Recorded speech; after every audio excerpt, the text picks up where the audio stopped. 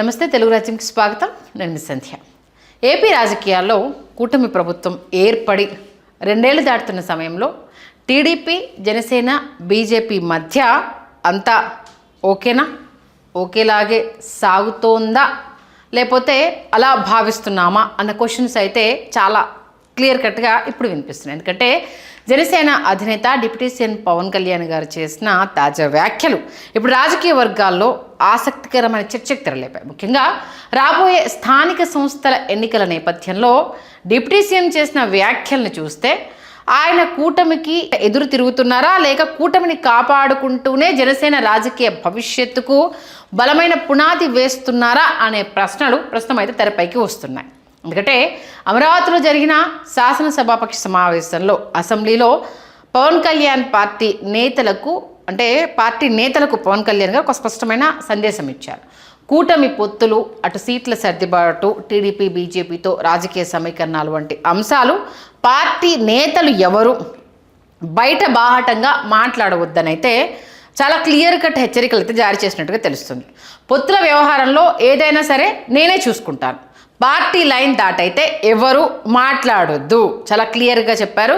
పొత్తుల వ్యవహారానికి సంబంధించి ప్రతిదీ నేను చూసుకుంటాను, బట్ మీరెవరు ఆ పార్టీ లైన్ దాటైతే మాట్లాడొద్దు అన్నది ఈ సమావేశంలో అత్యంత కీలకమైన సందేశంగా అయితే మారింది. అయితే ఇక్కడ ఒక ఆసక్తికరమైన రాజకీయ లాజిక్ ఉంది అనేది తెలియజెప్పే ప్రయత్నం చేస్తున్నాను. ఎందుకంటే డిప్యూటీ సీఎం గారు నిజంగానే కూటమిపై అసంతృప్తితో ఉంటే తమ పార్టీ నేతలను పొత్తుల గురించి మాట్లాడొద్దని ఎందుకు ఆదేశిస్తున్నారు? సాధారణంగా కూటమిపై ఒత్తిడి పెంచాలనుకునే పార్టీలు తమ అసంతృప్తిని అయితే బహిరంగంగానే వ్యక్తం చేస్తాయి. సమయం వచ్చినప్పుడల్లా అది బయటికి వెళ్ళగక్కితేనే కదా అవతల వాళ్ళ నుంచి రెస్పాన్స్ ఎలా ఉంటుంది అనేది. కానీ పవన్ కళ్యాణ్ మాత్రం అందుకు భిన్నంగా సొంత పార్టీ నేతల నోళ్లకు తాళం వేస్తున్నారు. అంటే ఆయన లక్ష్యం కూటమిని బలహీనపరచడం కంటే కూటమిలో తన పార్టీ బేరసారాల శక్తిని పెంచడమే ఇంపార్టెంట్ కావచ్చన్న ఒక కీలకమైన విశ్లేషణ అనేది మొదలైంది. అంటే ఇది అర్థం చేసుకోవాలంటే ముందుగా రాబోయే స్థానిక సంస్థల ఎన్నికల ప్రాధాన్యతను ఒక్కసారి తెర మీదకి చూడాలి, దాంతో క్రోడీకరించి మనం మాట్లాడాలి. అంటే సర్పంచులు కావచ్చు, ఎంపీటీసీలు, జెడ్పీటీసీలు, మున్సిపల్ సంస్థల ఎన్నికలు కేవలం స్థానిక పదవుల కోసం జరిగే ఎన్నికలు అయితే కావు. ఒకంత ఆ పదవుల కోసం ఉన్నా కూడా అవే మెయిన్ అంటే కావు. ఎందుకంటే గ్రామస్థాయి నుంచి పార్టీకి క్యాడర్ను నిర్మించడానికి, దాంతోపాటు నాయకత్వాన్ని పెంచడానికి, భవిష్యత్ అసెంబ్లీ ఎన్నికలకు బలమైన సంస్థాగత పునాది వేయడానికి ఇవి అత్యంత కీలకం. ఎందుకంటే కింద క్యాడర్ స్ట్రాంగ్గా ఉంటేనే కదా పైన మిగతా వాళ్లకు అందాల్సినవి అందడం కావచ్చు, అంటే పార్టీ మీటింగ్స్ కావచ్చు, జనాల్లో మన పార్టీ ఎంతవరకు ఉందన్నది కావచ్చు, ఆ కింద క్యాడర్ స్ట్రాంగ్గా ఉన్నప్పుడే కదా పైన ఏవి చేయాలన్నా జరిగేవి. అందుకే ఇవి అత్యంత కీలకం. ఇక్కడే జనసేనకు ఒక ప్రత్యేకమైన సమస్య ఉంది. అదేంటంటే 2024 అసెంబ్లీ ఎన్నికల్లో జనసేన కేవలం 21 స్థానాల్లో పోటీ చేసింది. ఇది అందరికీ తెలిసిందే. అయితే పోటీ చేసిన 21 స్థానాల్లో విజయం సాధించి 100% స్ట్రైక్ రేట్తో ఏ రేంజ్ పబ్లిసిటీ వచ్చిందో మనందరికీ తెలిసింది. కాకపోతే రాష్ట్ర వ్యాప్తంగా చూస్తే చాలా నియోజకవర్గాల్లో జనసేనకు ప్రత్యక్ష ఎన్నికల పోటీకైతే అవకాశం రాలేదు. కూటమి పొత్తు కారణంగా టీడీపీ ఎక్కువ స్థానాల్లో పోటీ చేసింది. ఇప్పుడు అదే పరిస్థితి స్థానిక ఎన్నికల్లోనూ కొనసాగితే గ్రామ స్థాయిలో అంటే కింది స్థాయిలో జనసేన క్యాడర్ రాజకీయంగా ఎదగడానికి అవకాశాలు తగ్గిపోవచ్చనే ఆందోళన సహజంగానే ఏ పార్టీలోనే ఉంటుంది, అది కూడా జనసేనలోనే ఉంది. ఎందుకంటే ఒక పార్టీకి కేవలం ఎమ్మెల్యేలు, మంత్రులు ఉంటే సరిపోదు కదా. గ్రామంలో సర్పంచులు, మండల స్థాయిలో ఎంపీటీసీలు, జెడ్పీటీసీలు, మున్సిపల్ స్థాయిలో కౌన్సిలర్లు వంటి మిగతా ప్రజాప్రతినిధులు కూడా ఉంటేనే కదా పార్టీకి ఓవరాల్గా సంస్థాగత బలం అనేది ఏర్పడుతుంది. ముఖ్యంగా 2029 ఎన్నికలను దృష్టిలో పెట్టుకుంటే గనక 2026-27లో జరిగే స్థానిక ఎన్నికలు జనసేనకు ఒక రకంగా క్యాడర్ బిల్డింగ్ ఎక్సర్సైజ్ లాంటిదే. ఎందుకంటే పవన్ కళ్యాణ్ ఇప్పుడు జనసేన కార్యకర్తల ఆత్మగౌరవం, రాజకీయ భవిష్యత్తు గురించి ప్రత్యేకంగా మాట్లాడుతున్నట్లు కనిపిస్తుంది. అది ఎందుకు అనేది ఆ పైన చెప్పిన అంశాలకు దీన్ని లింక్ చేసుకోవచ్చు. ఇక కూటమిలో మరో సున్నితమైన అంశం ఏంటంటే స్థానిక స్థాయిలో టీడీపీ, జనసేన నేతల మధ్య ఉండే పోటీ, పై స్థాయిలో చంద్రబాబు, పవన్ కళ్యాణ్, బీజేపీ నాయకత్వం కలిసి పనిచేస్తున్న గ్రామ స్థాయిలో పరిస్థితి ఎప్పుడు అంత ఈజీ అయితే కాదు. ఒకే స్థానానికి ఇద్దరు ఆశావాళ్ళు ఉంటారు. ఒకరు టీడీపీకి చెందినవారు, మరొకరు జనసేనకు చెందినవారు. ఎవరి బలం ఎక్కువ, అంటే ఎవరి క్యాడర్ బలంగా ఉంది, ఎవరు గెలిచే అవకాశం ఉంది, చివరికి ఆ స్థానాన్ని ఎవరికి కేటాయించాలి అన్న ప్రశ్నలే అసలు సమస్యగా ఇప్పుడు మారబోతున్నాయి. ఎందుకంటే ఒకే స్థానంలో నాకు బలం ఉందంటే నాకు బలం ఉంది అనేసి అని కొట్లాడుకోవడం అనేది కామన్గా జరుగుతుంది. ఇక్కడ ఏంటంటే ఇవి రెండు వ్యూహాత్మకంగా ముందుకెళ్తుంటే బీజేపీ ఇక్కడ మౌనం వహిస్తుండడం అండర్లైన్ చేసుకోవాల్సిన పాయింట్. ఇలాంటి పరిస్థితుల్లో స్థానిక నాయకులు ఈ అంశాలన్నీ దృష్టిలో పెట్టుకొనే బాహాటంగా విమర్శలు చేసుకుంటే అది క్రమంగా కూటమి అంతర్గత విభేదాలుగా మారే ప్రమాదం ఉంటుంది. అందుకే పవన్ కళ్యాణ్ గారు పొత్తుల వ్యవహారం నేను చూసుకుంటాను అని చెప్పడం వెనుక ఇక్కడ ఆ వ్యూహం అనేది చాలా స్పష్టంగా కనిపిస్తుంది. దీంతో పాటు మరో వ్యూహం కూడా ఉంది అనేసి అని చెప్తున్నారు. ఎందుకంటే క్షేత్రస్థాయిలో టీడీపీ నేతలతో జనసేన నేతలు నేరుగా గొడవ పడకుండా సమస్యను పార్టీ అధిష్టానం దృష్టికి తీసుకురావాలని పవన్ కళ్యాణ్ గారు సూచించడం కూడా ఇదే విషయాన్ని సూచిస్తోంది. అంటే పవన్ ఒకసారి 2 పనులు చేయాలని చూస్తున్నారు. ఎట్ ఏ టైము 2 వ్యూహాల్ని అమలు చేయాలని చూస్తున్నారు. మొదటి, కూటమి ఐక్యతను ఎట్టి పరిస్థితుల్లో చెడకుండా కాపాడాలనేది. రెండోది, కూటమి ఐక్యత పేరుతో జనసేన రాజకీయ స్థానాన్ని కోల్పోకుండా చూడడం అనేది. వాటే ఎత్తుగడ. అంటే నేను కూటమిని బలపరుస్తున్నాను, దాంతోపాటు నా జనసేనను కూడా బలపరుచుకునేందుకు ప్రయత్నాలు చేస్తున్నాను.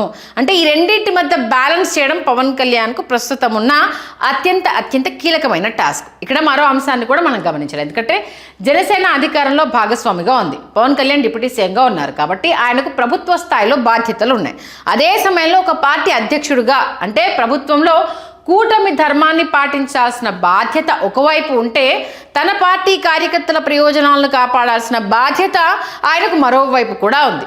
ఈ 2 పాత్రల మధ్య పవన్ కళ్యాణ్ గారు ఎలా సమన్వయం చేసుకుంటారన్నదే ఇప్పుడు అసలు రాజకీయ ప్రశ్న. అందుకే ఈ సమావేశంలో ఆయన ఎమ్మెల్యేలను కూడా కీలక సూచనలు చేసినట్టుగా అయితే తెలుస్తుంది.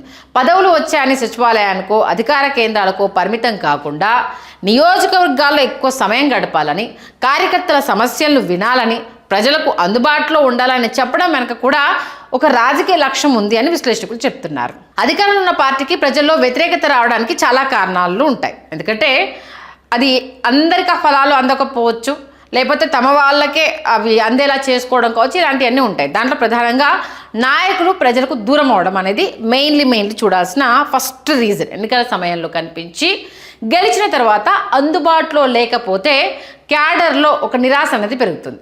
జనసేన ప్రస్తుతం కొత్తగా అధికారంలోకి వచ్చిన పార్టీ కాబట్టి ఆ పార్టీ సంస్థాగత బలం మరింత బలోపేతం కావాల్సిన అవసరం అయితే ఎంతైనా ఉంది. అందుకే పవన్ కళ్యాణ్ గారు ఎమ్మెల్యేలను క్షేత్రస్థాయికి పంపడం, కార్యకర్త సమస్యలను నేరుగా పరిష్కరించాలని చెప్పడం, స్థానిక స్థాయిలో అవసరమైన ఘర్షణకు దూరంగా ఉండాలని సూచించడం, ఇవన్నీ కలిపి చూస్తే ఒక స్పష్టమైన రాజకీయ వ్యూహం మాత్రం కనిపిస్తుంది. అయితే దీన్ని డిప్యూటీ సీఎం కూటమికి అల్టిమేటం ఇచ్చారు అని చెప్పడం కాస్త అత్యోక్తి అనిపించినా, చూసే సిచ్యువేషన్స్ అలా కనిపించినా బహిరంగంగా టీడీపీ లేదా బీజేపీపై అయితే విమర్శలు అయితే ఆయన చేయలేదు.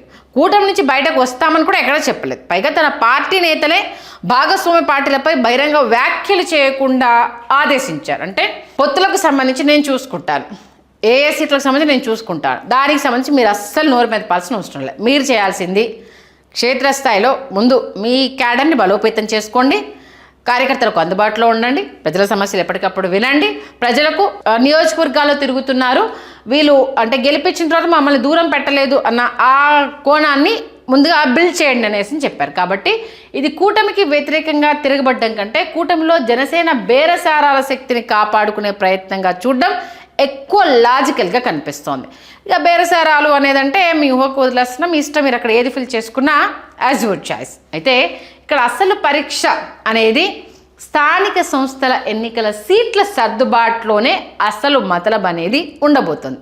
జనసేనకు ఈ విమర్శల తర్వాత లేకపోతే బేరసారాల తర్వాత ఎంత ప్రాధాన్యత ఇస్తారు, టీడీపీ ఎన్ని స్థానాలను వదులుకుంటుంది, బీజేపీకి ఎలాంటి వాటా ఉండబోతోంది, స్థానికంగా బలమైన జనసేన నాయకులకు టికెట్లను ఎలా కేటాయిస్తారు, ఈ ప్రశ్నలకు సమాధానం వచ్చినప్పుడే పవన్ కళ్యాణ్ తాజా వ్యాఖ్యల అసలు ఉద్దేశము ఎంతవరకు నెరవేరిందో అనేది తెలుస్తుంది. ఎందుకంటే ఎన్నికల సమయంలో కూటమి ఒకటిగా కనిపించడం ఒక విషయం, కానీ కూటమిలోని ప్రతి పార్టీకి తనకంటూ ప్రత్యేకమైన రాజకీయ స్థలం ఉండడం మరో విషయం. జనసేన ఇప్పుడు ఎదుర్కొంటున్న అసలు సవాలు కూడా ఇది. టీడీపీతో కలిసి అధికారాన్ని పంచుకుంటూనే తన సొంత క్యాడర్ను పెంచుకోవాలి, బీజేపీతో జాతీయ స్థాయిలో సమన్వయం కొనసాగిస్తూనే ఏపీలో తన పార్టీ స్వతంత్ర రాజకీయ గుర్తింపుని బలోపేతం చేయాలి. ఇక్కడ అనేక రకాల కారణాల పరంగా స్వతంత్రంగా బలోపేతం చేయాలని అనుకోవచ్చు. అది పరిణామాలు ఎలా ఉంటాయి అనేది టూ ఎర్లీ అన్నట్టు మనం ఇప్పుడే ప్రిడిక్ట్ చేయలేం కదా. అందుకే పవన్ కళ్యాణ్ తాజా వ్యాఖ్యలను కేవలం ఒక వార్నింగ్గా చూడడం అయితే సరిపోదు. ఇది రాబోయే స్థానిక ఎన్నికలను దృష్టిలో పెట్టుకొని జనసేన తన రాజకీయ స్థలాన్ని ముందుగానే కాపాడుకునే ప్రయత్నంగా చూడాలి. మొత్తానికి పవన్ కళ్యాణ్ గారు కూటమికి ఎదురు తిరుగుతున్నారా? ప్రస్తుత పరిస్థితులను చూస్తే అంటే మొత్తం ఈ రాజకీయ సమీకరణాలు విశ్లేషకులు చెప్పిన అంశాలను చూస్తే అయితే పూర్తిగా ఎదురు తిరుగుతున్నారు అని చెప్పడానికైతే ఎక్కడ ఆధారాలు అయితే లేవు. కానీ కూటమిలో జనసేనకు దక్కాల్సిన రాజకీయ వాటా విషయంలో మాత్రం ఇకపై రాజీ పడబోమనే సంకేతాన్ని మాత్రం ఆయన చాలా స్పష్టంగా ఇచ్చినట్టయితే కనిపిస్తుంది. ఇప్పుడు అందరి చూపు చంద్రబాబు పవన్ కళ్యాణ్ల మధ్య జరిగే సీట్ల సర్దుబాటు అనే అంశంపైనే చర్చ నడుస్తోంది. మరి స్థానిక ఎన్నికల్లో జనసేనకు ఎన్ని స్థానాలు దక్కుతాయి, టీడీపీ ఎంత మేరకు సర్దుబాటు చేసుకుంటుంది, కూటమి ఐక్యతను కాపాడుకుంటూనే జనసేన తన క్యాడర్కు ఎంత రాజకీయ స్థలాన్ని సాధించుకుంటుంది అనేది మెయిన్గా వినిపిస్తున్న ప్రశ్నలు. మరి ఈ ప్రశ్నలకు సమాధానమే పవన్ కళ్యాణ్ తాజా పొలిటికల్ స్కెచ్ అనేది క్లియర్గా తెలుస్తుంది. అది ఎంత సక్సెస్ అవుతుంది, ఎంత వాటాను నిర్ణయిస్తుంది అనేది అయితే కమింగ్ డేస్లో మనం చూడాల్సిందే. మరి పవన్ కళ్యాణ్ గారు రాజకీయ నేతగా వ్యూహాత్మకంగా అడుగులు వేస్తున్నారా? ఇక పొత్తు ధర్మం చాలు, క్యాడర్ను కాపాడుకోవాలి, బట్ పొత్తులో ఉండాలి, కేంద్రానికి మంచి సిగ్నల్స్ వెళ్ళాలి అన్న ఈ సమీకరణాలను ఎలా బ్యాలెన్స్ చేయబోతున్నారు, సీఎం చంద్రబాబు నాయుడు గారిని ఈ అంశానికి సంబంధించి ఎలా కన్విన్స్ చేయబోతున్నారు అన్నది కీలకం కాబోతుంది. మొత్తానికి నేతలు బయటకు చేసిన కామెంట్స్ నేపథ్యంలో కూటమిలో కాస్త చీలిక, ఇక ముందు ముసళ్ళ పండగ అనేసి అనుకున్న వాళ్ళకైతే జస్ట్ పవన్ కళ్యాణ్ గారి వ్యాఖ్యలతో అయితే కొంత దాన్ని సద్దుమణగొట్టారని తెలుస్తుంది. ఒకవేళ ఎలక్షన్ డేట్ అనౌన్స్ అయ్యేలోపు దీనికి సంబంధించి మరి 80-70-20-10 అనుకుంటూ వచ్చిన ఈ రేషియోస్ ఎంతవరకు తగ్గే అవకాశం ఉంటుంది, ఎంతవరకు పెరిగే అవకాశం ఉంటుంది అనేది లెట్స్ సీ.